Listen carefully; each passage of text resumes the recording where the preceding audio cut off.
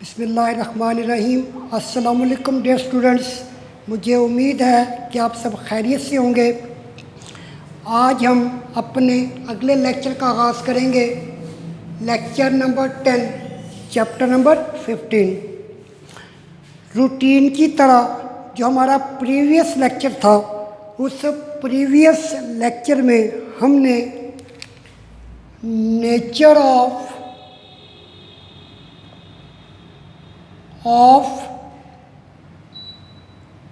excretory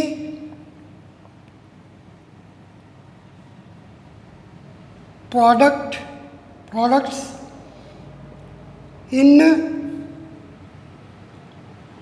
relation to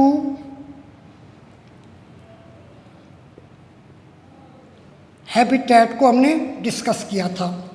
यानी हमने lecture number 9 के अंदर nature of excretory product in relation to habitat को डिस्कस किया था।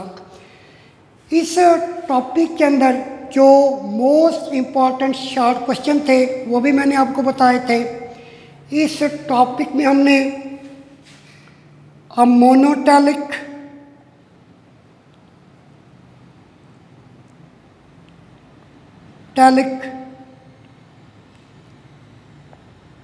यूरियोटैलिक और यूराइकोटैलिक को डिस्कस किया था। आज का जो हमारा टॉपिक है वो है एक्सक्रीशन इन रिप्रेजेंटेटिव एनिमल। तो सबसे पहले जो एक्सक्रीशन है वो हम हाइड्रा के अंदर डिस्कस करेंगे कि हाइड्रा के अंदर एक्सक्रीशन कैसी होती है। आपने फर्स्ट ईयर में भी 3-4 दफ़ा हाइड्रा को डिस्कस किया होगा, स्टडी किया होगा। जैसे हमने फर्स्ट ईयर के अंदर हाइड्रा के 3 और 4 टॉपिक डिस्कस किए हैं। जैसे हमने चैप्टर नंबर फर्स्ट ईयर के चैप्टर नंबर 12 में हमने डाइजेशन इन हाइड्रा को डिस्कस किया था। चैप्टर नंबर 13 में हमने रेस्पायरेशन इन हाइड्रा को डिस्कस किया था। इसी तरह चैप्टर नंबर 14 में हमने ट्रांसपोर्ट इन हाइड्रा को डिस्कस किया था। तो डियर स्टूडेंट्स, आज हम एक्सक्रीशन इन हाइड्रा को डिस्कस करेंगे। हाइड्रा जो है ये फाइलम किंगडम एनिमेलिया से बिलोंग करता है। इसका जो फाइलम है वो नडेरिया है। इसी वजह से हम हाइड्रा को नडेरियंस भी कहते हैं। जो इसकी एक्सक्रीटरी प्रोडक्ट है वो अमोनिया है। ये याद रखना है, क्योंकि ये अपने लाजमी याद रखना है कि हाइड्रा की जो एक्सक्रीटरी प्रोडक्ट है वो अमोनिया है। अब इसके अंदर जो मैकेनिज्म ऑफ एक्सक्रीशन है कि हाइड्रा कैसे एक्सक्रीशन करता है। It do not have any specialized excretory structure. इसकी बॉडी के अंदर कोई ख़ास किस्म का एक्सक्रीटरी स्ट्रक्चर नहीं है। ये जो हाइड्रा है, हाइड्रा की बॉडी में जो वेस्ट प्रोडक्ट या एक्सक्रीटरी प्रोडक्ट प्रोड्यूस होता है वो हाइड्रा की जनरल बॉडी सरफेस से बाहर निकल आता है। जनरल बॉडी सरफेस से बाहर निकल आता है। इसकी जनरल बॉडी सरफेस है।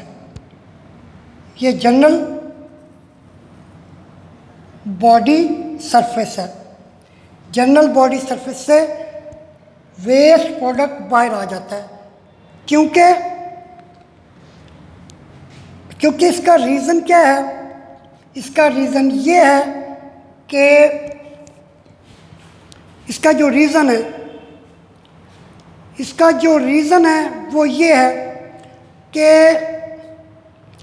यहाँ पर ना तो कोई वाटर की मूवमेंट होती है और ना ही सॉल्ट की मूवमेंट होती है, यानी हाइड्रा और इसके एक्सटर्नल इन्वायरमेंट के दरमियान, ये इसका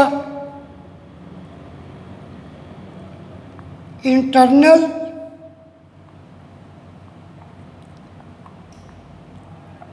इन्वायरमेंट और ये एक्सटर्नल इन्वायरमेंट, एक्सटर्नल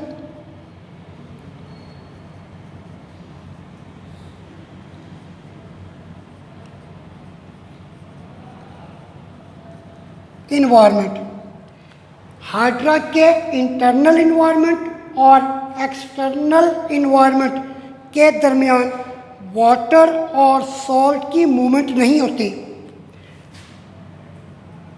वाटर की मूवमेंट नहीं होती और सॉल्ट्स की मूवमेंट भी नहीं होती। इसी वजह से हाइड्रा अपना वेस्ट मटेरियल एक्सटर्नल इन्वायरमेंट में डिस्पोज ऑफ कर देता है। दूसरी बात, जब भी कोई ऑर्गेनिज्म अपने आइसोऑस्मोटिक या आइसोटोनिक इन्वायरमेंट में रहता है तो आइसोटोनिक या आइसोऑस्मोटिक इन्वायरमेंट में ना तो वाटर की मूवमेंट होती है ना ही सॉल्ट की मूवमेंट होती है। इसलिए हम कह सकते हैं कि हाइड्रा सिर्फ अपने एक्सटर्नल इन्वायरमेंट में नाइट्रोजीनियस वेस्ट को डिस्पोज ऑफ करता है। It do not have any specialized excretive structure. Waste product just simply diffuse into isoosmotic surrounding. Isoosmotic surrounding means isotonic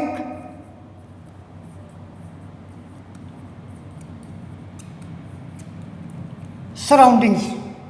isotonic environment और आइसोटोनिक सराउंडिंग और iso-osmotic environment और iso-osmotic surrounding. Waste product जो है वो simply isotonic environment में dispose of हो जाता है, डिफ्यूज़ हो जाता है। डियर स्टूडेंट्स, अब हम डिस्कस करेंगे एक्सक्रीशन इन प्लेनेरिया। किंगडम एनिमेलिया है प्लेनेरिया की। जो प्लेनेरिया का फाइलम है उससे प्लेटीहेलमिन्थेसिस कहा जाता है और प्लेटीहेलमिन्थेसिस में फ्लैट वर्म्स आते हैं। जो एक्सक्रीटरी प्रोडक्ट है वो अमोनिया है, NH3 अमोनिया है। जो फ्लैट वर्म्स के अंदर या प्लेनेरिया के अंदर जो एक्सक्रीटरी स्ट्रक्चर है वो प्रोटोनेफ्रीडिया है, जिसे हम आगे जाकर डिस्कस करेंगे। Flat worms in different habitat, flat worms different habitat में। प्लेटीहेलमिन्थेसिस के अंदर जो फ्लैट वर्म्स हैं, यानी प्लेटीहेलमिन्थेसिस के अंदर जो फ्लैट वर्म्स हैं उनके कुछ ऐसे मेंबर हैं जो फ्रेश वाटर इन्वायरमेंट में रहते हैं और कुछ ऐसे मेंबर हैं जो पैरासाइटिक हैं। प्लेटीहेलमिन्थेसिस के अंदर जो फ्लैट वर्म्स का ग्रुप है उनमें से कुछ मेंबर ऐसे हैं जो फ्रेश वाटर इन्वायरमेंट में रहते हैं और कुछ पैरासाइटिक हैं। डियर स्टूडेंट्स, सबसे पहले फ्रेश वाटर फ्लैट वर्म्स। अब fresh water means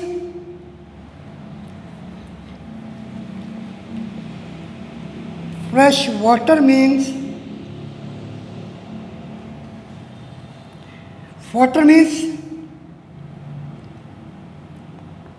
hypotonic, fresh water means hypotonic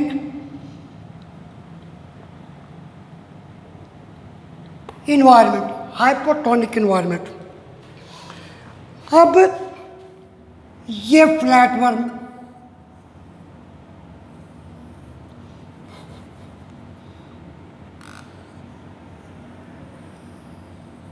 simple सा मैंने फ्लैट वर्म बनाया है। अब फ्लैट वर्म से वाटर भी एक्सक्रीट होगा और वाटर के साथ NH3 अमोनिया भी एक्सक्रीट होगी। वाटर और नाइट्रोजन ये मिलकर डाल्यूट यूरिन कहलाएगा। यानी जो फ्रेश वाटर फ्लैट वर्म्स हैं उनकी बॉडी से वाटर भी एक्सक्रीट होगा, साथ वेस्ट मटेरियल और एक्सक्रीटरी प्रोडक्ट भी एक्सक्रीट होगी। अब जैसे फ्लैट वर्म की बॉडी से वाटर भी एक्सक्रीट हुआ, साथ अमोनिया भी एक्सक्रीट हुई, वाटर और अमोनिया ये डाल्यूट यूरिन प्रोड्यूस कर रहे हैं। यानी डाल्यूट यूरिन कैसे बन रहा है? डाल्यूट यूरिन वाटर और अमोनिया के मिलने से डाल्यूट यूरिन प्रोड्यूस हो रहा है। हैबिटेट हाइपोटोनिक इन्वायरमेंट यानी फ्रेश वाटर में है ये। प्रोड्यूस डाइल्यूटेड यूरिन, और डाइल्यूटेड यूरिन ऐसा यूरिन जिसके अंदर वाटर की कंसंट्रेशन ज़्यादा है और एक्सक्रीटरी प्रोडक्ट की कंसंट्रेशन कम है, यानी सॉल्यूट की कंसंट्रेशन कम है। अब है parasitic flat worms. Parasitic flat worms जो होते हैं ये हमेशा होस्ट के लिहाज से आइसोटोनिक होते हैं। होस्ट की बॉडी के लिहाज से आइसोटोनिक होते हैं, क्योंकि यहाँ पर भी नो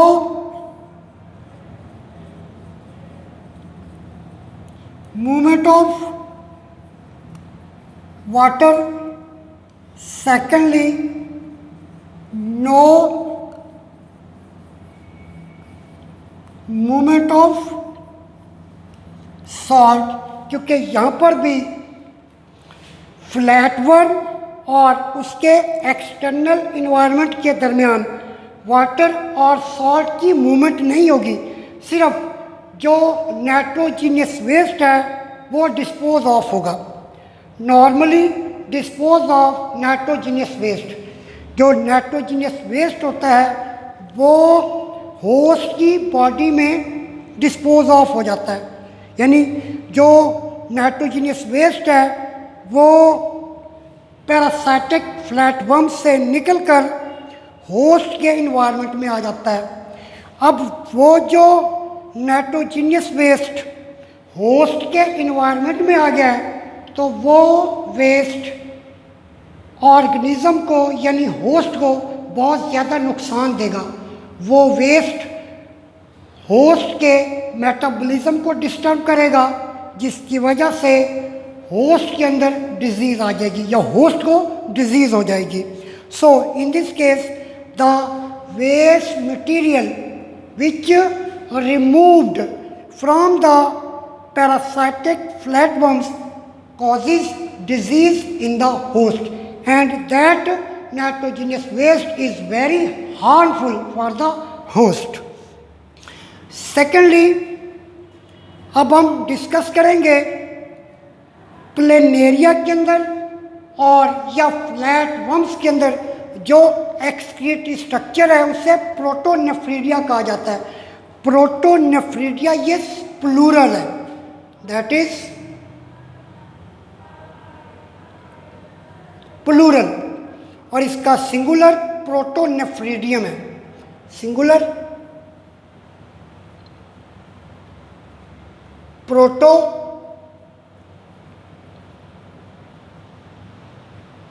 नेफ्रिडियम, सिंगुलर प्रोटोनेफ्रिडियम है। प्रोटोनेफ्रिडिया और protonephridium spread through out body. अब ये जो आपको प्लेनेरिया की बॉडी के अंदर जो स्ट्रक्चर नज़र आ रहा है, इसे प्रोटोनेफ्रिडियम कहा जाता है या प्रोटोनेफ्रिडिया कहा जाता है।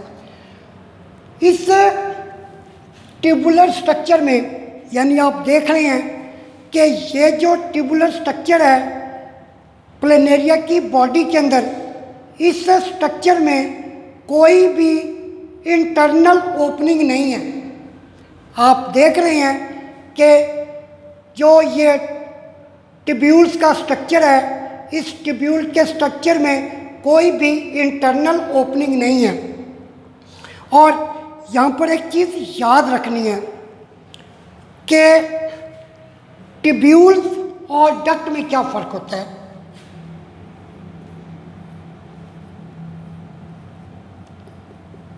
ट्यूब्यूल्स और डक्ट में क्या फ़र्क होता है। जो छोटी छोटी नालियाँ होती हैं उन्हें ट्यूब्यूल्स कहा जाता है, और जो बड़ी नाली होती है उसको डक्ट कहते हैं।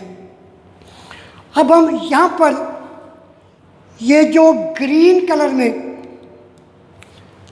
ये जो ग्रीन कलर में, ये ग्रीन कलर में, ये जो ग्रीन कलर की है, ये जो ग्रीन कलर में है, जो ग्रीन कलर में दो नालियाँ, हम इन्हें ट्यूबुलर सिस्टम कहते हैं। ये ट्यूबुलर सिस्टम है। अब ये जो ट्यूबुलर सिस्टम है, इस ट्यूबुलर सिस्टम के ऊपर, इस ट्यूबुलर सिस्टम के ऊपर एक कैप है। ये कैप, इस ट्यूबुलर सिस्टम के ऊपर ये कैप और ये कैप। अब ये जो कैप है, इस कैप में बहुत ज़्यादा तादाद में सेल्स होते हैं, और ये जो सेल्स हैं, इन सेल्स के ऊपर सीलिया होते हैं। अब मैकेनिज्म क्या है एक्सक्रीशन का? इंटरस्टिशियल फ्लूइड, ये जो मैंने ग्रीन कलर के स्पॉट डाले हुए हैं, इंटरस्टिशियल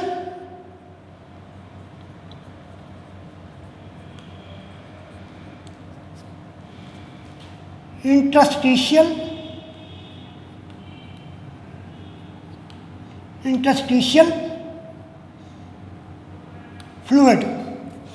अब ये जो ट्यूबुलर सिस्टम है, ट्यूबुलर सिस्टम के ऊपर एक कैप है, और इस कैप में बहुत ज़्यादा सेल्स हैं।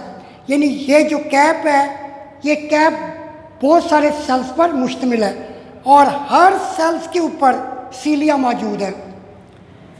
इंटरस्टिशियल फ्लूइड, इसे हमने अपने प्रीवियस लेक्चर में भी डिस्कस किया है। The fluid that surround the cell is called interstitial fluid.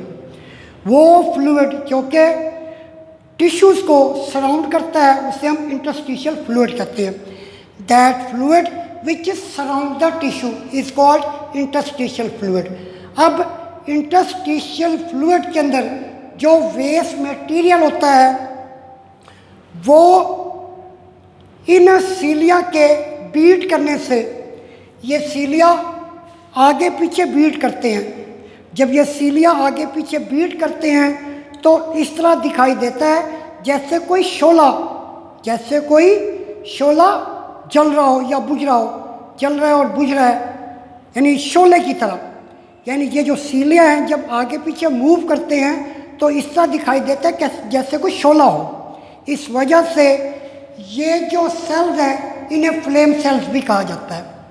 अब ये जो फ्लेम सेल्स हैं जिनके ऊपर सीलिया हैं, ये सीलिया आगे पीछे मूव करते हैं। इनकी मूवमेंट से जो वेस्ट मटेरियल होता है वो इस ट्यूबुलर सिस्टम में आ जाता है। ये ट्यूबुलर सिस्टम है। ट्यूबुलर सिस्टम से ये वेस्ट मटेरियल ये एक्सक्रीटरी डक्ट में आ जाता है। फिर एक्सक्रीटरी डक्ट से ये बाहर की जानिब ओपनिंग है जिसे नेफ्रिडियोपोर कहते हैं। इस नेफ्रिडियोपोर से ये वेस्ट मटेरियल बाहर निकल जाता है। दोबारा मैं आपको समझाता हूँ कि प्लेनेरिया की जो के अंदर जो ये ट्यूबुलर स्ट्रक्चर है, इसकी अंदर कोई ओपनिंग नहीं है। ये जो ट्यूबुलर स्ट्रक्चर है, ट्यूबुलर स्ट्रक्चर या ट्यूबुलर सिस्टम, इस ट्यूबुलर सिस्टम के ऊपर एक कैप है। इस कैप में बहुत ज़्यादा सेल्स होते हैं और हर सेल के ऊपर बहुत ज़्यादा सीलिया होते हैं। ये सीलिया आगे पीछे मूव करते हैं, बीट करते हैं, ऐसे दिखाई देता है जैसे कोई शोला हो। अब इन सीलिया की बीटिंग की वजह से जो वेस्ट मटेरियल है वो ट्यूबुलर सिस्टम में दाखिल होता है। ट्यूबुलर सिस्टम से फिर ये एक्सक्रीटरी डक्ट में आ जाता है। एक्सक्रीटरी डक्ट से फिर ये एक्सटर्नल पोर, जिसे नेफ्रिडियोपोर कहते हैं, उसके ज़रिए बॉडी से बाहर आ जाता है। Dear students, the tubular system consist of, और the tubular system is capped by, tubular system is capped by specialized cells called flame cell. Each flame cell has cilia. Due to beating of cilia, waste material in interstitial fluid enters in tubular system. From tubular system, this waste material enters in excretory duct.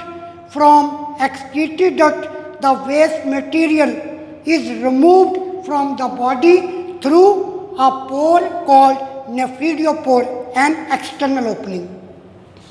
Dear students, protonephridia spread throughout body.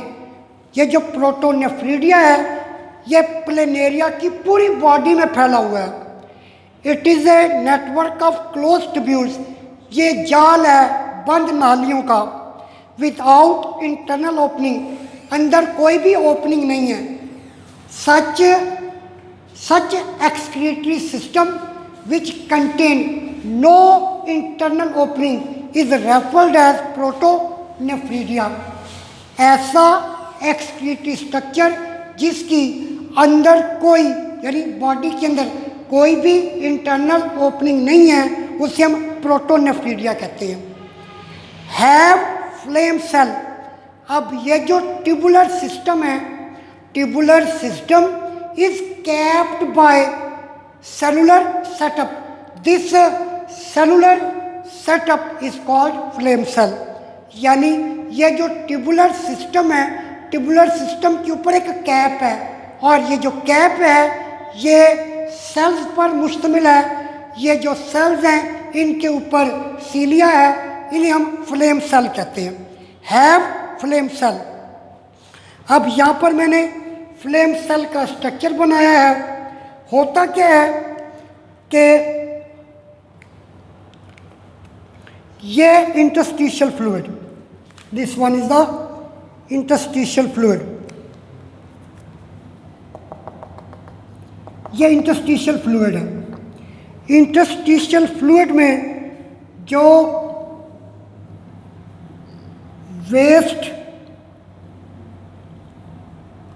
Material होता है वो इस cell में दाखिल होता है और फिर ये सीलिया आगे पीछे बीट करते हैं। इन सीलिया की बीटिंग की वजह से ये जो वेस्ट मटेरियल है ये एक्सक्रीटरी डक्ट में आता है। एक्सक्रीटरी डक्ट से ये नेफ्रिडियोपोर के ज़रिए बॉडी से बाहर चला जाता है।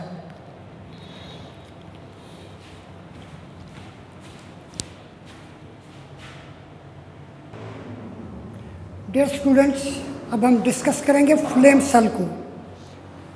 Flame cells tubular structure are capped by cellular setup called flame cell. Dear students, मैंने आपको बताया है कि ये जो ट्यूबुलर स्ट्रक्चर है, ये tubular structure are capped by cellular setup, यानी ये जो ट्यूबुलर सिस्टम है, tubular system is covered by, capped by, covered by ख़ास किस्म के सेल्स हैं। ये जो ख़ास किस्म के सेल्स हैं इन्हें हम फ्लेम सेल कहते हैं। Each flame cell has tuft of cilia. ये फ्लेम सेल और फ्लेम सेल के अंदर ये टफ्ट ऑफ सीलिया, ये भी सीलिया और ये भी सीलिया और अंदर भी टफ्ट ऑफ सीलिया, सीलिया का गुच्छा है। Tuft of whose beating look like flickering flame। अब ये जो सीलिया आगे पीछे मूव करते हैं तो ऐसा दिखाई देता है जैसे कोई शोला जल रहा हो। फ्लिकरिंग फ्लेम, ये फ्लेम जल रहा हो, जैसे कोई शोला जल रहा हो। अब फंक्शन क्या है dear students? Beating of cilia propel, यानी ये जो सीलिया है, ये सीलिया और ये सीलिया, ये जब बीट करते हैं, आगे पीछे मूव करते हैं, तो इंटरस्टिशियल फ्लूइड के अंदर जो वेस्ट मटेरियल होता है वो ट्यूबुलर सिस्टम में आ जाता है। ये ट्यूबुलर सिस्टम में, ये ट्यूबुलर सिस्टम में वेस्ट मटेरियल आ जाता है। Into tubular system is a drain into excretory duct. अब ये जो ट्यूबुलर सिस्टम है ये ड्रेन होता है किसके अंदर? एक्सक्रीटरी डक्ट के अंदर, एक्सक्रीटरी डक्ट के अंदर, एक्सक्रीटरी डक्ट के अंदर। डियर स्टूडेंट्स, जो मोस्ट इम्पोर्टेंट है इसके अंदर network of capillaries is absent, यानी ये जो ट्यूबुलर सिस्टम है या प्रोटोनेफ्रीडिया है या प्रोटोनेफ्रीडियम है, इसके अंदर कोई ब्लड कैपिलरीज नहीं है। It is a primitive type of excretory structure. ये primitive type of excretory structure है, यानी ये जो एक्सक्रीटरी स्ट्रक्चर है ये पहले वाले ऑर्गेनिज्म में है। यानी जो फ्लैट वर्म्स हैं उनके बारे में ख्याल किया जाता है या समझा जाता है कि फ्लैट वर्म की जो एवोल्यूशन है वो सबसे पहले हुई, उसके बाद एडवांस टाइप ऑफ जो ऑर्गेनिज्म है उनकी एवोल्यूशन हुई। डियर स्टूडेंट्स, मैं इसको दोबारा दोहराता हूँ, ख़ास तौर पर प्रोटोनेफ्रीडिया को प्लेनेरिया के अंदर ये जो ट्यूबुलर सिस्टम है, इस ट्यूबुलर सिस्टम को प्रोटोनेफ्रीडिया कहा जाता है। प्रोटोनेफ्रीडिया का ये जो ट्यूबुलर स्ट्रक्चर है, इस ट्यूबुलर स्ट्रक्चर की बॉडी के अंदर कोई ओपनिंग नहीं है, कोई ओपनिंग नहीं है, और इसकी जो ओपनिंग है वो बॉडी से बाहर है, यानी इट हैज़ एक्सटर्नल ओपनिंग। अब ये जो ट्यूबुलर स्ट्रक्चर है, ट्यूबुलर सिस्टम जो है, tubular system is capped by specific cells, the cells are called flame cell. ये जो ट्यूबुलर सिस्टम है, ट्यूबुलर सिस्टम के ऊपर ख़ास किस्म के सेल्स हैं, इन सेल्स को फ्लेम सेल कहा जाता है। ये जो फ्लेम सेल्स हैं ये बीट करते हैं, इस बीटिंग की वजह से आगे पीछे मूव करते हैं। इनकी मूवमेंट की वजह से इंटरस्टिशियल फ्लूइड के अंदर जो वेस्ट मटेरियल होता है वो ट्यूबुलर सिस्टम में आ जाता है। ट्यूबुलर सिस्टम से वो वेस्ट मटेरियल एक्सक्रीटरी डक्ट में आ जाता है और फिर एक्सक्रीटरी डक्ट के ज़रिए ये नेफ्रीडियोपोर के ज़रिए बॉडी से बाहर आ जाता है। डियर स्टूडेंट्स, मोस्ट इम्पॉर्टेंट जो इसके अंदर शार्ट क्वेश्चन है, अक्सर शार्ट क्वेश्चन आ जाता है, draw the structure of flame cell, draw the structure of flame cell, most important short question. Draw the structure of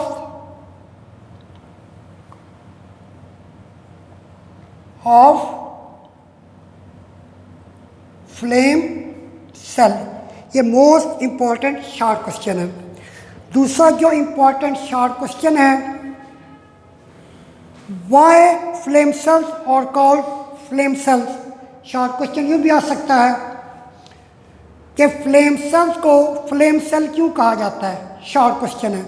तो इसका हम जो आंसर देंगे वो आंसर ये है कि it is a network of close tubules without internal opening have flame cells. Flame cells होते हैं अब जो अपने आंसर देना है, tubular structure are capped by cellular setup called flame cell, यानी जो ट्यूबुलर स्ट्रक्चर है वो ख़ास किस्म के सेल से ढका हुआ है। इन सेल्स को फ्लेम सेल कहते हैं। हर फ्लेम सेल में एक सीलिया का गुच्छा होता है। ये जो सीलिया का गुच्छा है ये आगे पीछे मूव करता है, जो कि फ्लिकरिंग फ्लेम की तरह नज़र आता है। इस वजह से फ्लेम सेल को फ्लेम सेल कहा जाता है। डियर स्टूडेंट्स, मुझे उम्मीद है कि आज का लेक्चर आपको समझ आ गया होगा। इंशाल्लाह ताला अगले लेक्चर में मुलाकात होगी। अल्लाह हाफिज़।